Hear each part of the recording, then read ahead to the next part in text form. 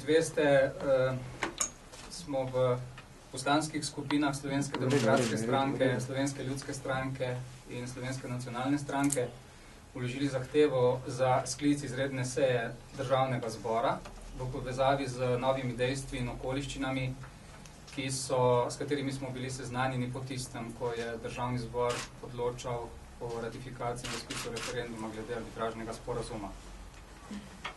Iz teh dejstev izhaja, da vkolikor bo arbitražni sporazum na referendumu potrjen, bo Slovenija zavedno in nepovratno izgubila neposreden dostop do mednarodnih voda. V takem primeru bomo izgubili naše morje, kajti nek zaprt zaliv brez neposrednega stika z odprtim morjem ni več morje, je samo še nek naravni bazen za kopanje in nič več.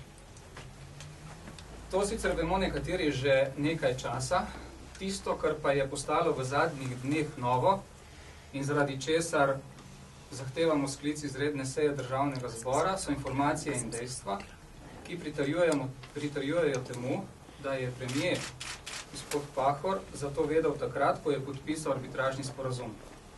In ves čas zavajal slovensko javnost, da temu ni tako. V soočenju na polemiki 10.5. je premier ponovno zatrdil oziroma potrdil, da je bilo s hrvaško predsednico vlade dogovorjeno, da Slovenija po njegovo dobi, po naše ohrani, teritorijalni stik z odprtim morjem.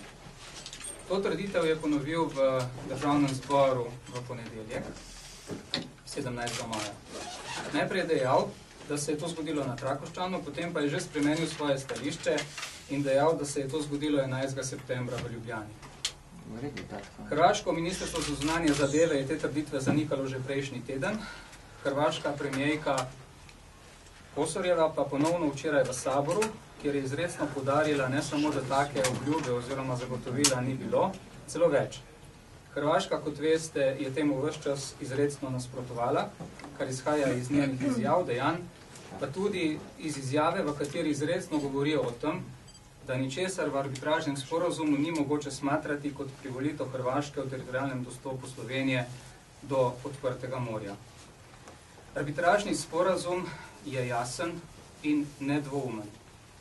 Tudi če bi arbitri želeli dosoditi Slovenijo ohranitev neposrednega teritorijalnega dostopa do odprtega morja, tega, glede na določbe 3.a, 3.b, 3.c člena v povezavi z 4. členom, ne morejo storiti.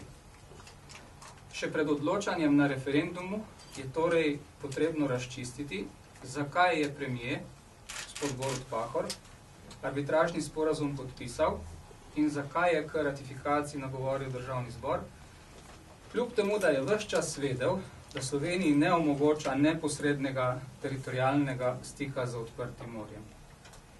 Teh vprašanj ni mogoče razčistiti nikjer drugje kot v parlamentu.